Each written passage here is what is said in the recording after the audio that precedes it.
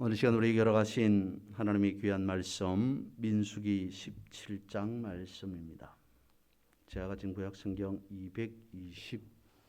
225쪽입니다. 민수기 17장 1절에서 10절까지의 말씀 찾으셔서 한 절씩 번갈아 읽도록 하겠습니다. 사신 줄 알고 제가 먼저 한 절 보겠습니다. 여호와께서 모세에게 말씀하여 이르시되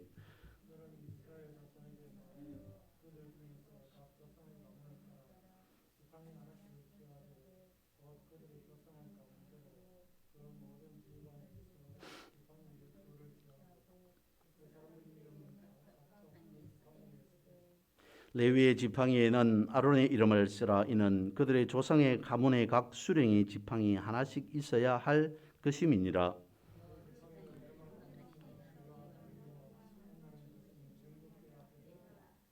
내가 택한 자의 지팡이에는 싹이 나리니 이것으로 이스라엘 자손이 너에게 대하여 원망하는 말을 내 앞에서 그치게 하리라.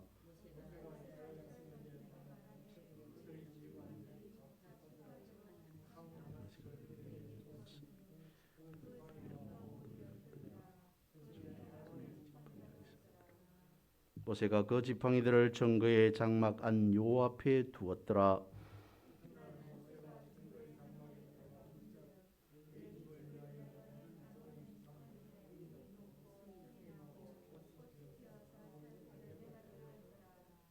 모세가 그 지팡이 전부를 여호와 앞에서 이스라엘 모든 자손에게로 가져오매 그들이 보고 각각 자기 지팡이를 집어 들었더라.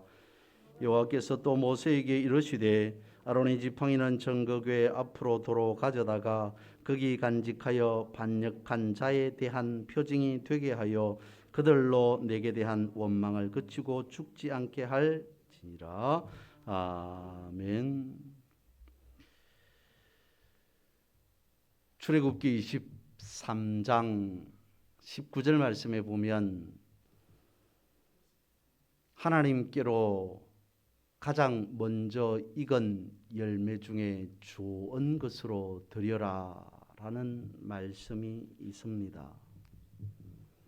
이는 사람이 수고하고 땀 흘려 애써 거두어 들인 열매 곡식이지만 하나님의 도우심으로 하나님의 허락하심으로 맺은 열매 곡식이기에 구별하라라고 하는 그 의미입니다. 하나님께 먼저 구별하여 가장 좋은 것으로 먼저 익은 열매를 곡식을 씨앗을 드려라라는 말씀이죠. 그 외에 다른 의미는 없겠습니까? 농부가 수확을 해서 곡식을 거둬들이면 열매를 씨앗을 거둬들이면 반드시 하는 일이 있습니다. 가장 좋은 것으로 가장 실한 열매로 곡식으로 씨앗으로 구별해서 따로 보관해 두죠. 이를 두고 종자라고 합니다. 종자라고 하는 것은 농부가 보관해 두었다가 나중에 따로 먹기 위해서 두는 것 아닙니다. 이듬 해에 다음 해에 파종하기 위해서 씨앗으로 뿌리기 위해서 남겨두는 겁니다. 그래야만이 가장 좋은 것으로 가장 실한 것으로 보관해 두어야만이 그 다음에 또 그 다음에 더 많은 열매를 맺을 수 있기 때문인 거죠. 말씀에서 성경에서 하나님께 가장 좋은 열매를 가장 먼저 익은 열매 중에서 가장 좋은 열매를 드려라 라고 하는 그 말씀에서는 어쩌면 종자의 의미는 개념은 없을까라는 생각을 해보게 됩니다. 오늘 본문의 말씀은 이스라엘 12지파 가운데에 지팡이 하나씩을 가져오는 것으로 말씀은 시작하고 있습니다. 이렇게 된 연유가 민수기 17장 앞쪽에 16장의 한 사건 때문이었습니다. 민수기 16장 말씀에 보면 이스라엘 백성 중에 고라 자손의 반역이 기록되어 있습니다. 저들은 하나님의 성막을 관리하는 자들이었습니다. 그런데 어느 날 갑자기 생각해 보니까 우리도 고라 자손들도 아론과 모세와 같이 제사장 역할을 할 수 있겠다라고 여겼던 것 같습니다. 우리도 언제까지나 성전을 청소하는 그런 역할만 할 수 있는가, 할 것인가? 청소 외에 우리도 모세와 아론처럼 제사장을 충분히 할 수 있지 않을까라는 생각을, 욕심을 내었던 것 같습니다. 이 결과로 땅이 갈라져서 수없이 많은 이스라엘 백성들이 죽게 됩니다. 향로를 잡았던 250여 명도 역시 불로 소멸당하게 되죠. 이유는 저들의 욕심 때문이었습니다. 우리도 나도 라고 하면서 하나님께서 정해 두었던 임무에 대해서 충실하지 아니하고 또 다른 마음을 먹었던 겁니다. 그러면서 저들 마음속에는 불평, 불만이, 원망이 일어나게 되었던 거죠. 오늘 본문의 앞쪽에 민수기 16장에서 생각해 보아야 할 것들은 이스라엘 백성들의 고라 자손의 원망, 그것으로 인해 17장에 와서 이런 일이, 역사가 나게 되었다라는 겁니다. 월간 조언생각이라는 책에 톨스토이에 대한 뒷이야기가 소개된 글이 있습니다. 어릴 적 톨스토이의 집에는 각종 여러 많은 도자기들이 있었습니다. 아마도 그의 아버지가 도자기 수집하는 것을 좋아했던 것 같습니다. 이런저런 많은 도자기가 있다 보니까 작고 귀여운 도자기도 분명 있었을 겁니다. 그것을 본 톨스토이의 여동생이 아버지에게 자기에게도 도자기를 달라고 조르기 시작합니다. 그런데 아버지가 어린 아이에게 선뜻 도자기를 내어 줄리 만무합니다. 몇 차례 거절당합니다. 그러던 어느 날 성탄절날에 역시 여동생이 아버지에게 조릅니다. 도자기 하나를 달라고 요청합니다.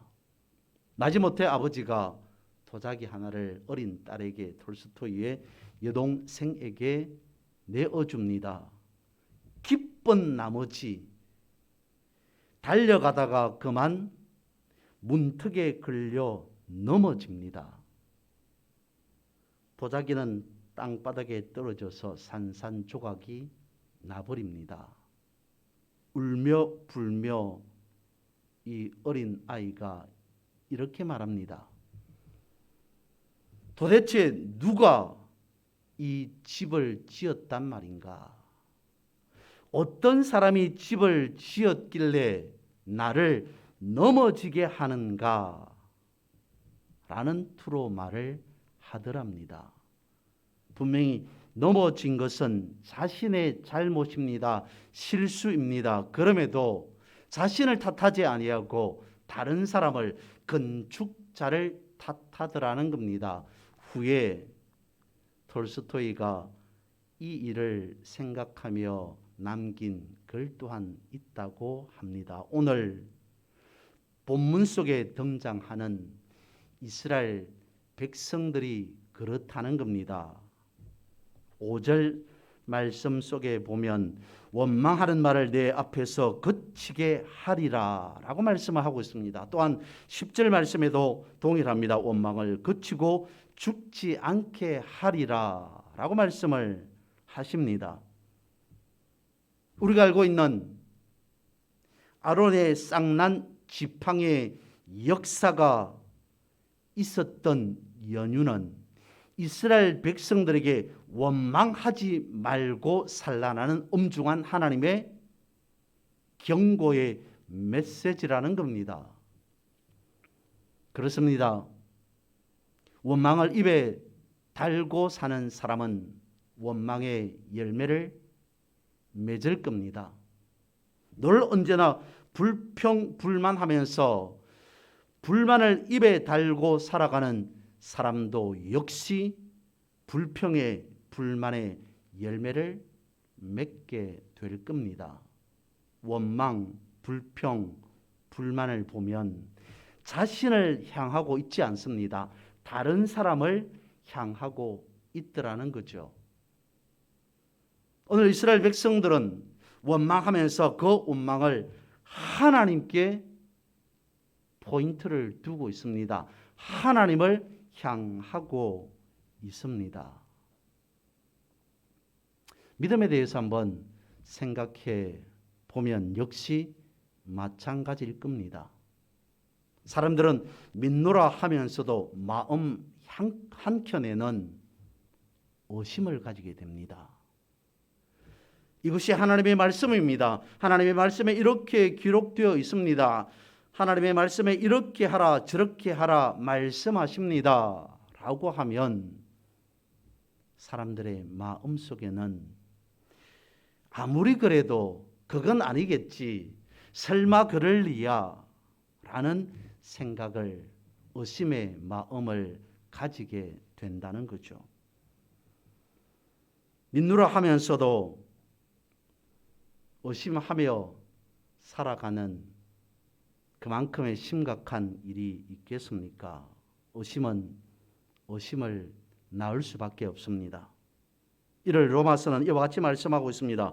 로마서 6장 21절에서 23절까지의 말씀입니다. 너희가 그때에 무슨 열매를 얻었느냐? 이제는 너희가 그 일을 부끄러워하나니 이는 그 마지막이 사망임이라. 그러나 이제는 너희가 죄로부터 해방되고 하나님께 종이 되어 거룩함에 이르는 열매를 맺었으니 그 마지막은 영생이라. 죄의 삭은 사망이요 하나님의 은사는 그리스도 예수 우리 주 안에 있는 영생이니라. 은혜를 말씀하고 있습니다. 축복을 말씀하고 있습니다. 영생 열매를 말씀하고 있는 가운데에 분명하게 이와 같이 또한 역시 말씀하고 있다는 거죠. 죄의 삭은 사망이라. 의심이 또 다른 의심을 낳고 그 의심이 반복되면 의심에서 끝나는 것이 아니라 로마서 말씀으로 대입해 보면 그것은 결국 죄가 된다는 겁니다. 의심에서 죄가 되었을 때 그 죄의 삭은 분명히 말씀하고 있습니다. 사망이라. 사망의 열매를 맺을 수밖에 없다는 거죠. 그래서 예수님께서 말씀하고 있습니다. 회개하라, 천국이 가까웠느니라. 여기에서 회개하라라고 말씀하실 때에 회개에 있어서 가장 먼저 해야 할 첫 번째는 의심을 버리는 겁니다. 그 다음은 원망을 버리는 겁니다. 의심하면서 회개하는 사람 있을 수 없습니다. 원망하는 마음으로 회개할 수 없습니다. 그렇다면 하나님의 말씀이니 무조건 믿어라, 복종해라 하고 하는 것이겠습니까? 말씀을 보십시오. 성경을 보십시오. 이것이 하나님의 말씀입니다. 순종하라 라고 말씀하지만 그 순종의 선택은 우리에게 남겨두고 있다는 사실입니다. 선택의 여지는 누가 하느냐면, 선택은 누가 하느냐면 순종이든 불순종이든 믿음이든 의심이든 그 선택은 내가 하는 겁니다. 하나님께서 순종하라 말씀하시지만 그 선택의 여지를 우리에게 남겨두고 있다는 거죠. 원망을 거치고 말씀에 순종하라는 선택의 기회를 주셨음에도 사람들은 거기에서 돌아서지 않습니다. 원망하지 않고 순종하면 마치 엄청난 큰일이 날 것처럼 그렇게 말하고 행동하더라는 거죠. 이스라엘 백성들, 오늘 본문의 말씀 저들을 통해서 하나님께서 가르쳐 주시고자 하는, 보여주시고자 하는 것은 무엇이었을까요? 16장을 기준으로 해서 오늘 본문의 말씀 17장 이 말씀을 보게 되면 이것으로 요약할 수 있습니다. 하나님의 빈자리를 남겨두어라 라는 것으로요. 우리가 믿음의 사람이라면 원망하지 않는 것이 당연합니다. 성경에서 원망하지 말라고 말씀하고 있기 때문입니다. 그런데 살다 보면 원망할 수 있습니다. 불평, 불만할 수 있어요. 하지만 그럴지라도 마지못해서 어쩔 수 없어서 불평, 불만, 원망할지라도 그럼에도 빈 공간, 우리의 마음 한켠의 마음 한쪽에는 빈 마음을, 빈 자리를, 빈 곳을 남겨두어라 라는 겁니다. 그래야만이 그 자리를, 그곳을 통해서 하나님의 역사하심이 나타난다는 겁니다. 빈자리가, 빈 곳이 그저 여백이 아닌 그 자리는 바로 믿음의 자리요, 생명의 그 자리라는 겁니다. 오늘 본문의 말씀 3절에서는 이와 같이 말씀하고 있습니다. 레위의 지팡이에는 아론의 이름을 쓰라. 이는 그들의 조상의 가문에 각 수령이 지팡이 하나씩 있어야 할 것임이니라. 무엇이라고 말씀하고 있냐면 레위의 지팡이에는 아론의 이름을 쓰라라고 말씀을 하고 있습니다. 아론이 누구입니까? 대제사장입니다. 이 땅에 예수 그리스도께서는 대제사장으로 오셨습니다. 아론의 이름을 쓰라라는 것은 오늘 우리에게 이와 같이 말씀하고 있는 겁니다. 너의 삶 속에, 너의 인생 속에 예수 그리스도의 이름을 새겨라 라고 하는 그 말씀입니다. 왜요? 예수 이름이 있는 그곳에 하나님의 놀라운 역사하심이 있기 때문인 거죠. 오늘 주일날 요한과 베드로가 성전을 향합니다. 나면서부터 걷지 못하는 한 사람이 성전 앞에 그날도 쭈그려 앉아서 사람들에게 국을 하는 모습을 보게 됩니다. 베드로가 다가가 그에게 말합니다. 은과 금은 내게 없지만 내가 가진 것으로, 내게 있는 것으로 당신에게 주노니 곧 나사렛 예수 그리스도의 이름으로 일어나 걸어라. 분명히 말씀하고 있습니다.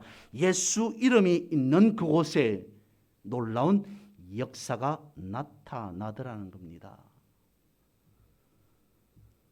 빌립보서 2장 6절에서 11절 말씀은 이와 같이 말씀하고 있습니다. 그는 근본 하나님의 본체시나 하나님과 동등됨을 취할 것으로 여기지 아니하시고 오히려 자기를 비워 종의 형체를 가져 사람들과 같이 되었고 사람의 모양으로 나타나셨음에 자기를 낮추시고 죽기까지 복종하셨으니 곧 십자가의 죽으심이라. 이러므로 하나님이 그를 지극히 높여 모든 이름 위에 뛰어난 이름을 주사 하늘에 있는 자들과 땅에 있는 자들과 땅 아래에 있는 자들로 모든 무릎을 예수의 이름에 꿇게 하시고 모든 입으로 예수 그리스도를 주라 시인하여 하나님 아버지께 영광을 돌리게 하셨느니라.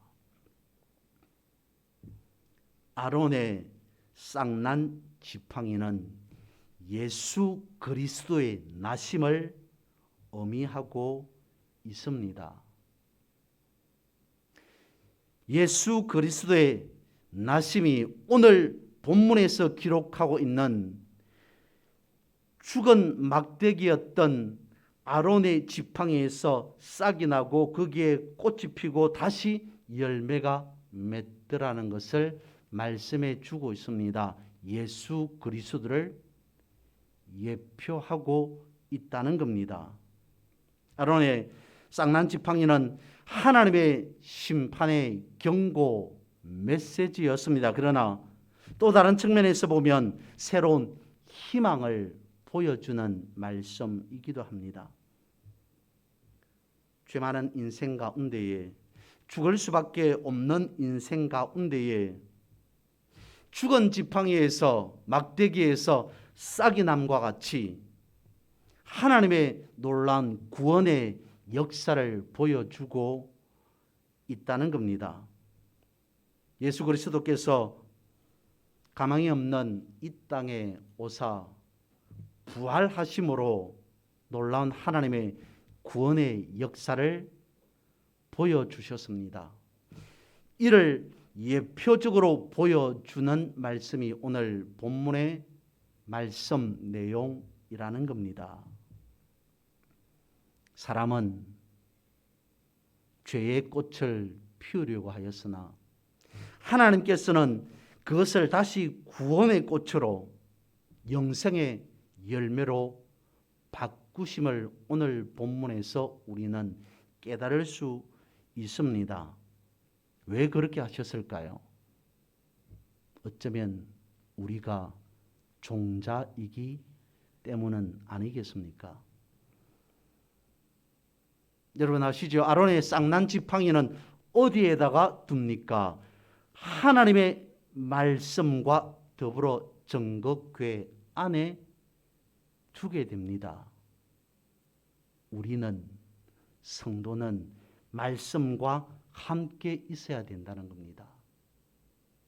말씀과 함께 있을 때에 마른 막대기와 같은 우리라 할지라도 아론의 쌍난 지팡이처럼 거기에 싹이 나고 꽃이 피고 열매를 맺게 된다라는 겁니다. 말씀과 함께, 말씀과 더불어서 내 인생의 삶 속에서 하나님의 영적인 싹과 꽃과 열매를 보게 되는, 거두는 그런 여러분의 삶이 되시기를 주님의 이름으로 선포하고 축복합니다.